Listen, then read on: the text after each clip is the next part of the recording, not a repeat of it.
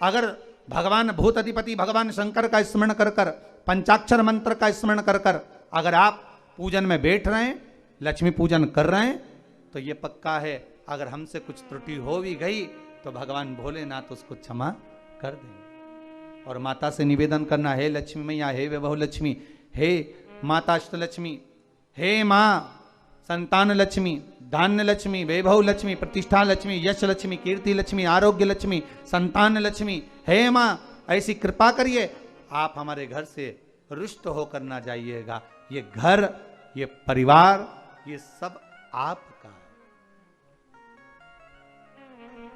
सब आपका है, ये किसी दूसरे का नहीं। मां पूजन करते समय माता लक्ष्मी से जरूर कहें, मां 4 साल हो गए, 2 साल हो गए, ये 2 वर्ष जो ये कोरोना महामारी में गए हैं, ये वर्ष जो बेकार निकल गए हैं, मां हो सकता है आप हमसे रुष्ट हो गई हो, पर आज क्षमा मांगकर अपने घर में आप प्रवेश करिए। मां आइए हमारे घर में, आप पधारिए। मां महाराज कितना सुंदर संवाद है। एक साहूकार की बेटी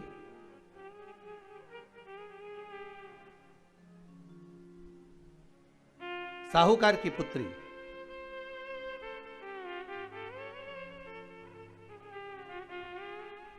पीपल के वृक्ष के नीचे,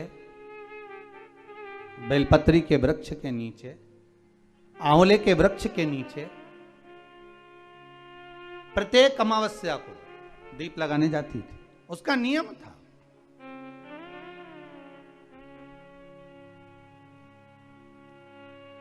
साहूकार की पुत्री प्रत्येक अमावस्या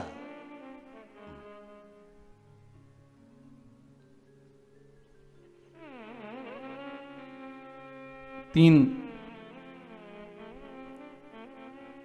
दीप, एक बेलपत्री के नीचे, एक आंवले के नीचे, एक पीपल के नीचे लगाने जाते। महाराज आज नारायण ने कृपा कर दी, और क्या कृपा करी कि आज सरस्वती, पार्वती और लक्ष्मी तीनों इन वृक्षों के नीचे जाकर विराजमान हो गई। पार्वती मैया तो पहले से ही बेलपत्री के नीचे है,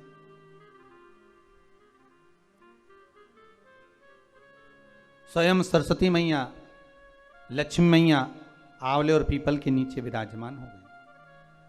अब आज तीनों देवियों में बात हो रही है, आज तीनों देवियों में चर्चा हो रही है कि यदि आज अगर कोई दीप लगाने आया और पहला दीप जिसका लगेगा तो ये पक्का है कि मैं लक्ष्मी उसके घर में प्रवेश करूंगी।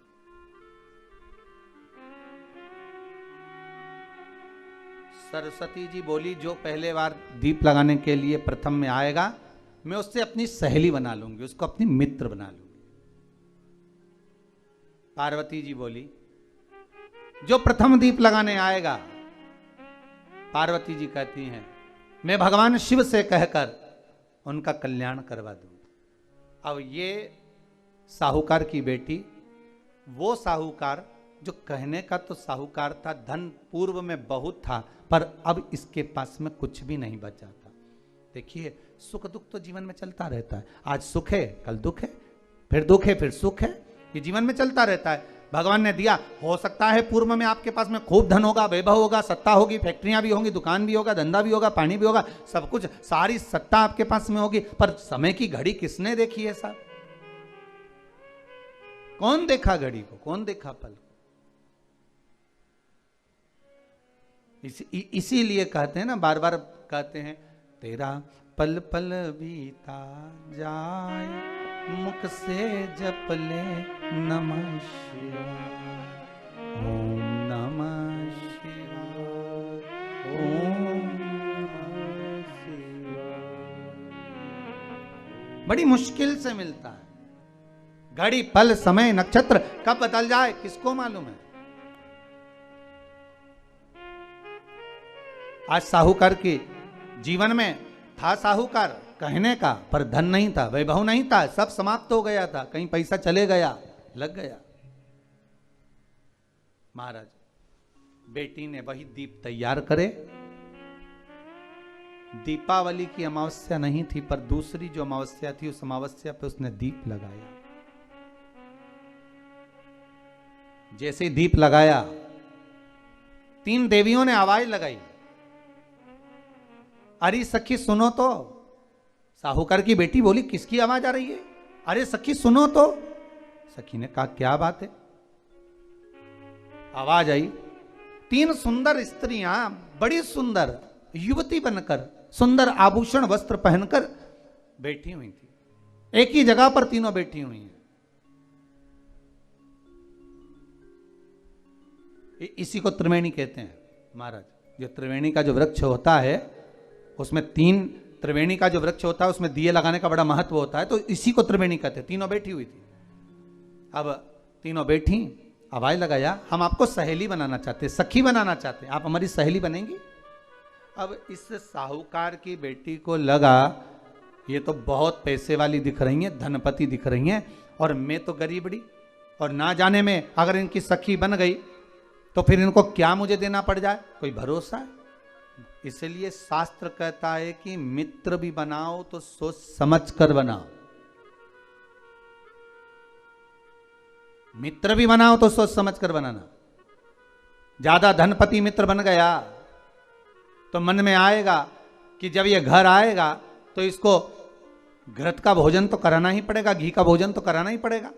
इसलिए मित्र भी बने तो ऐसा बने कि जो आपके सम्मुख में हो, उसको धन और वैभव से मतलब ना हो, उसको सत्ता से मतलब ना हो, आप उसको केवल आप से मतलब, आपकी मित्रता से मतलब।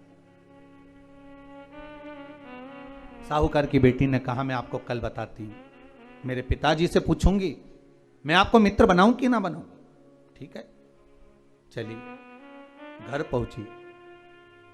पिताजी, मुझे 3 सखियां मिली हैं, एक सरस्वती है, एक पार्वती है और एक लक्ष्मी है। अच्छा, पीपल, आंवला और बेलपत्र तीनों वहां विराजमान। अच्छा, क्या कह रही हैं? सखी बनाना चाहती। पिताजी ने कहा, बन जाओ सखी, सखी बनने में दिक्कत क्या है, बनो।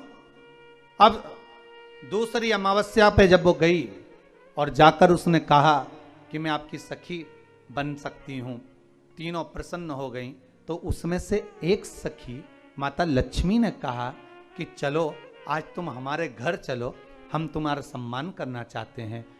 सखी को माता लक्ष्मी अपने घर ले गई।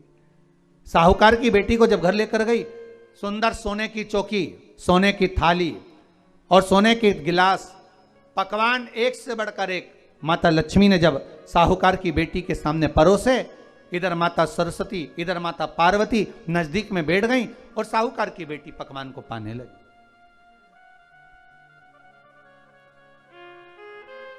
साहूकार की बेटी पकवानों को पा रही है, भोजन ग्रहण कर रही है। अब भोजन करने के बाद साहूकार की बेटी चली गई। अब जाते से ही माता लक्ष्मी जी ने कहा, सुनो सखी, अगली जो अमावस्या आ रही है, आपको मालूम है वो कौन सी अमावस्या है? नहीं। कहा, दीपमालिका, दीपावली की अमावस्या, आपको मालूम है? ओहो, पर एक बात हम आपको कहें। लक्ष्मी जी बोली, एक बात हम आपको कहें। हाँ बोलिए। हम चाहते हैं इस अमावस्या को आप हमारे घर आई हो, अगली अमावस्या को हम आपके घर आना चाहते हैं, क्या आप हमें बुलाएंगी? सखी ने कहा, साहूकार की बेटी बोली, अगर आपका मन है आने का तो आप आओ, मना नहीं है। साहूकार की बेटी हूं मैं। लक्ष्मी जी ने मन में सोचा, ठीक है, तैयारी करो। आज साहूकार की बेटी घर पहुंची तो पिताजी ने पूछा, बेटी आज बहुत देर हो गई तुझे आने में, कहां रह गई थी तू, कहां रह गई तू? बेटी कहती है, 3 सखियों के घर गई थी, आने में देरी हो गई, पर मेरी सहेली माता लक्ष्मी जी कह रही हैं कि अमावस्या के दिन मैं तुम्हारे घर में आऊंगी। तो पिताजी ने कहा उसमें क्या दिक्कत है, तैयारी करो। तो पिताजी घर में अपने खाने के लिए तो कुछ नहीं, तो माता लक्ष्मी को क्या खिलाएंगे। कई लोग कहते हैं कि दीपावली पे ना तो हमारे यहाँ घी है, ना हमारे यहाँ तेल है, ना हमारे यहाँ कपास है, ना हमारे यहाँ पर मिठाई बन रही है, ना हमारे यहाँ अच्छे वस्त्र हैं, हम क्या पहने माता लक्ष्मी को रिझाने के लिए। परशु महापुराण की कथा कहती है अगर आपका भरोसा, आपका विश्वास, आपकी दृढ़ता परमात्मा के चरणों में लगी है तो परमात्मा लक्ष्मी पूजन की व्यवस्था भी वही कर कर देगा कि लक्ष्मी जी का सम्मान कैसे करना, आदर कैसे करना है। घर में बच्चों का विवाह होता है, टेंशन आपको होता है, परमात्मा पर छोड़ दो, भगवान विवाह कराने वाला होगा, भगवान पाणिग्रहण संस्कार कराएगा, भगवान व्यवस्था करेगा, क्योंकि जन्म उसी ने दिया है तो मृत्यु भी वही देता है, जन्म उसी ने दिया है तो पाणिग्रहण संस्कार भी वही करा देता है। क्यों सोचना। साहूकार ने कहा बेटी तू इतनी जल्दी हिम्मत हार गई कि तेरे घर में कुछ नहीं है। गाय का गोबर ला, लीपन कर, घर को पोंछ, कचरा उठाकर बाहर फेंकिया। पिताजी घर में तो कचरा भी नहीं है कि जिसका प्रयोग करा जाए, कचरा उठाकर बाहर फेंकिया। चौक पूर, पिताजी चौक पूरने के लिए तो मेरे पास में कुछ है ही नहीं, जो दीवार पर पोत रही है वही मिट्टी को पोत दे, चौक पूर।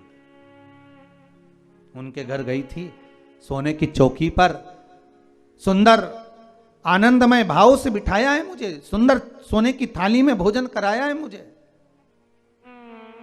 अब मैं क्या दूं। पिताजी कहते हैं अगर लक्ष्मी आपकी सहेली अगर आ रही है, बड़ी धनपति है, तो व्यवस्था भी वही करेगी। अब लक्ष्मी तो जाने की तैयारी में, सरस्वती उनके साथ जाने की तैयारी में, पर माता पार्वती नहीं गई। माता पार्वती ने कहा आज मैं नहीं जाऊंगी। क्यों? आज मुझे अमावस्या का दिन है ना, इसलिए बेलपत्री के पेड़ के नीचे मुझे रहना पड़ेगा। तो माता पार्वती बेलपत्र के पेड़ के नीचे रुक गई। अब ये दोनों जाने के लिए तैयारी करी, लक्ष्मी और सरस्वती जाने लगी, साथ में उन्होंने गणेश जी को ले लिया, रिद्धि सिद्धि को ले लिया और साहूकार के यहाँ जा रही हैं। जैसे ही साहूकार के यहाँ जा रही थी, इतनी देर में माता पार्वती को लगा कि इसके पास में जिमाने के लिए, रखने के लिए कुछ नहीं है। माता पार्वती ने एक चील का रूप लिया और उड़ती हुई एक राजकुमारी के हार को, रतन जड़ित हार को लेकर मां पार्वती गई और साहूकार के घर में उस फेंक दिया। साहूकार के दरवाजे पर जैसे फेंका, बेटी ने झाड़ू लगाते समय देखा कि कचरा, ये हार कहां से आ गया। पिताजी को दिखाया, अल्लाह मैं जाऊं, और साहूकार लेकर गया हार को। जो सेठ को दिखाया, महाराज ये हार तो करोड़ों का है, कोई साधारण नहीं। धन मिला, धन मिला तो सबसे पहले जाकर एक सुंदर चौरंग लाया, पाटा लाया, उस पाटे पर सुंदर वस्त्र बिछाया और माता लक्ष्मी के आदर की तैयारी के लिए सुंदर सुंदर घर में पकवान बनने लगे साहब। और सुंदर सुंदर पकवान बने। जैसे ही लक्ष्मी घर में प्रवेश करी, सरस्वती प्रवेश करी, गणेश प्रवेश करे, रिद्धि सिद्धि प्रवेश करी, लक्ष्मी जी ने पहला संबोधन कहा, क्यों सखी तू तो कह रही थी कि मेरे पास में कुछ भी नहीं, फिर इतना सारा सामग्री कहां से आ गई। सखी कहती है मेरे पिताजी कहते थे जिसके मंदिर में दिया लगाया है, जिस वृक्ष के नीचे दिया लगा कर आई है, जहां जिस देवता को पूछ कर आई है, विपदा की घड़ी में वही देवता आकर खड़े होते हैं। ना जाने कहां से हार मिल गया, ना जाने कब प्रसाद बन गया। लक्ष्मी जी ने ध्यान लगा कर देखा आखिर पार्वती क्यों नहीं आई थी। समझ में आ गया कि एक सखी पूरी व्यवस्था करने में लग गई थी। ऐसी है मेरी माँ लक्ष्मी, ऐसी है माँ पार्वती, ऐसी है माँ सरस्वती। उनकी आराधना 3 दिन से आप पाटा लगाकर पूजन कर रहे हो। आज भी दीपावली का पूजन भी आपको ऐसे ही करना है। जितना पूजन आप